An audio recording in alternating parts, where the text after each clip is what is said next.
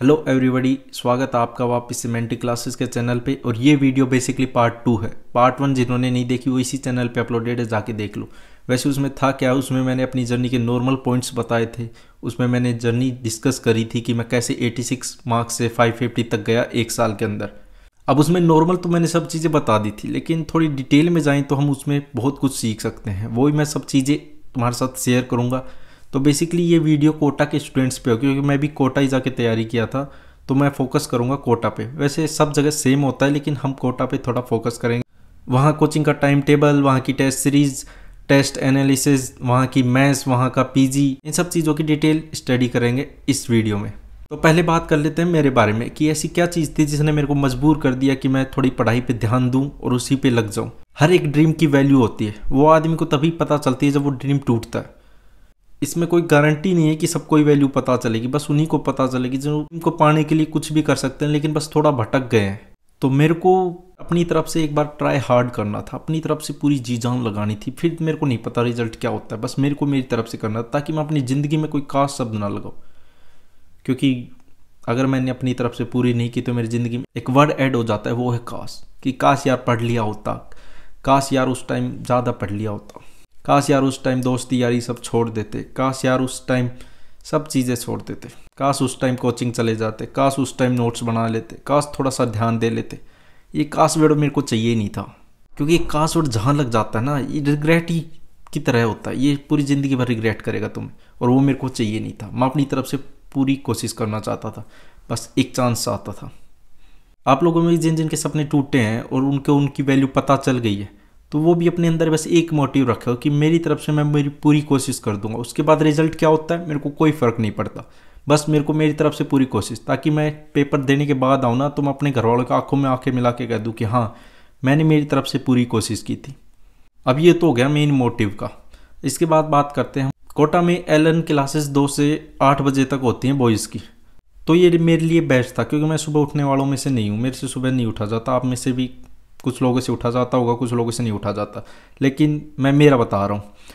तो मेरे लिए अच्छा था, क्योंकि मैं सुबह 6 बजे उठ के नहीं जा सकता कोचिंग। मेरे पास अच्छा खासा टाइम बच जाता था, पूरी रात बच जाती थी, और सुबह 2 रूटीन मैं अपने आप से बना सकता था। देखो, पहला काम जो तुम्हारी स्टडी में हेल्प करेगा वो होगी तुम्हारी क्लासेस। 50% काम तुम्हारे टीचर्स करेंगे, उसके बाद का हार्डवर्क तुम्हारा होगा।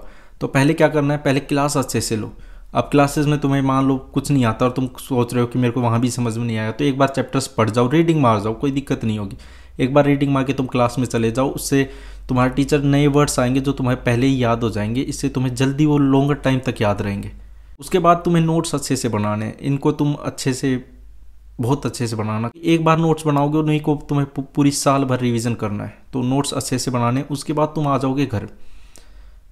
अब मान लो 8 बज गए, अब तुम आ गए घर। अब तुम्हारे पास 1 घंटा है, अब तुम उसमें जो चाहे वो कर सकते हो, कुछ भी करो, खाना वाना खा के फिर कुछ भी करो।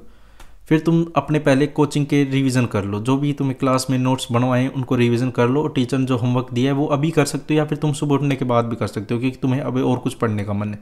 अब यहाँ पर आते हैं 2 टाइप्स के लोग, एक जो रात में सोना प्रीफर करते हैं और एक जो रात में पढ़ना चाहते हैं। बेसिकली मैं सेकंड वालों में आता हूँ कि रात में मैं पढ़ाई कर लूँगा, सुबह मेरे को सोने दो। उसके बाद मैं अपने पहले नोट्स रिवीजन करता था, उसके बाद मैं उस चैप्टर को कम्प्लीटली पढ़ लेता था, ताकि वो चैप्टर एक बार मेरे माइंड में सेट हो जाए। देखो, हर चीज़ को सेट करने के लिए ना तुम्हें उसे बार बार पढ़ना होगा। टेम्परेरी मेमोरी और परमानेंट मेमोरी में यही फ़र्क है कि नंबर ऑफ रिपीटेशंस कितने हैं। तुम्हें बार बार रिपीट करोगे तो तुम्हारी वो परमानेंट मेमोरी में सेव होते जाएंगे, ये भी तुम्हें पढ़ा दिया जाएगा। तुम रात में 2 या 3 बजे तक भी पढ़ सकते हो, अगर ज़्यादा देर नहीं पढ़ सकते। 2 बजे तक तो नॉर्मल है, कोई नहीं, आराम से तुम पढ़ सकते हो, फिर सुबह उठ के पढ़ सकते हो। तो ये हो गया तुम्हारा रूटीन। लेकिन अब पीजी में क्या दिक्कत आती है, पीजी में तुम्हें दोस्त नहीं बनाने, क्योंकि दोस्त बनाओगे आपस में एक दूसरे के रूम में जाओगे और वो बातचीत बढ़ती जाएगी। कम से कम एक दोस्त चलो ठीक है, अब तुम ज़्यादा ही बनाने लग जाओगे तो बात ख़राब हो सकती है, तुम्हारे फ्यूचर का सवाल है। अकेले रहना सीख लो। मेरे टीचर ने एक बात सिखाई थी, अगर तुम रूम से बाहर नहीं जाओगे ना, तुम्हारे पास बहुत टाइम बचेगा। तुम लोग कहते हो कि हमारे पास तो टाइम नहीं मिलता, टाइम कैसे मैनेज करें। तुम रूम से बाहर ही मत जाओ, एक पैर भी बाहर मत निकलो, तुम्हारे पास खुद का टाइम होगा, जहाँ वेस्ट होगा तुम्हें अपने आप रियलाइज़ हो जाएगा। लेकिन अगर तुम रूम से ही बाहर जाने लगे तो तुम्हें वो टाइम स्पेंड होगा ना, वो तुम्हें रियलाइज़ नहीं होगा, तुम्हें वो गलती नहीं लगेगी, तुम्हें लगेगा ओके टाइम नहीं बच रहा। लेकिन अगर तुम्हारे रूम में ही मान लो 1 घंटा ख़राब हो गया, तुम्हें लगेगा आज तो बहुत टाइम ख़राब हो गया। लेकिन अगर वही तुम 5 घंटे ख़राब करके आते हो तो तुम्हें जब भी नहीं लगेगा कि 5 घंटे ख़राब हो गए, तो इसकी वैल्यू समझो। टाइम बहुत इंपॉर्टेंट है, इसलिए अपने रूम में रहो। जितना टाइम खुद को दोगे उतना ही इंप्रूव करते जाओगे। अगर प्रिपरेशन जर्नी में खाना ही अच्छा नहीं होगा तो हम पढ़ेंगे कैसे? खाना भी इम्पोर्टेंट होता है। तो आप क्या कर सकते हो, अच्छी सी हॉस्टल ढूंढ लेना या फिर अच्छी सी मैस, जो भी आप करना चाहोगे। खाना बीमार होना ही नहीं है। बीमार हो गए तो समझ लो तुम्हारी क्लासेस मिस होगी। मेरा सबसे बड़ा डर ही पूरी साल भर ये रहा था कि मेरी क्लास मिस ना हो जाए, मैं कहीं बीमार ना हो जाऊँ। क्योंकि अगर मेरी एक भी क्लास मिस हुई तो मेरा वो पूरा चैप्टर ख़त्म हो जाएगा। तो मेरे को इसका डर था पूरी साल, और ये मेरे साथ कभी नहीं हुआ। मैंने अपने फोकस किया खाने पे। तो आप भी खाने पे पूरा फोकस करना, बस हेल्दी रहना, क्योंकि एक भी क्लास मिस हुई तो वो पूरा चैप्टर आपका ख़राब हो जाएगा। उसके बाद बात करता हूँ, अगर आपका मन रूम में पढ़ने का नहीं करता, कभी ज़्यादा बोर हो जाओ या फिर आपके रूम डिस्टर्बिंग है, दोस्त ज़्यादा हो गए हैं और फिर भी आप पढ़ना चाहते हो, तो आप जाके एलन में वहाँ टेबल्स लगी होती हैं, वहाँ जाके भी पढ़ सकते हो।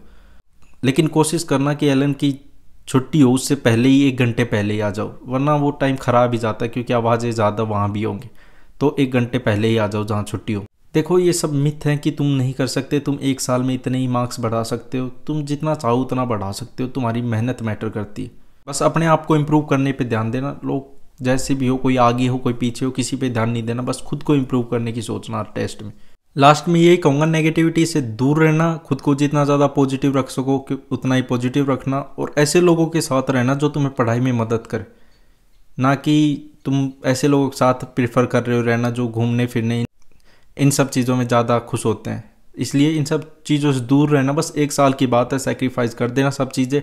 इतना कह सकता हूँ कि लास्ट में जब तुम टेस्ट दे के निकलोगे ना, तुम्हें पूरी साल का रिग्रेट नहीं होगा। और बाकी तुम्हारी मर्जी है, जो करना चाहो वो कर सकते हो। अगर वीडियो पसंद आई हो तो इस चैनल को सब्सक्राइब भी कर दो और इस वीडियो को शेयर कर दो लोगों के साथ, ताकि वो भी पॉजिटिव रह सके। Thank you everybody, bye.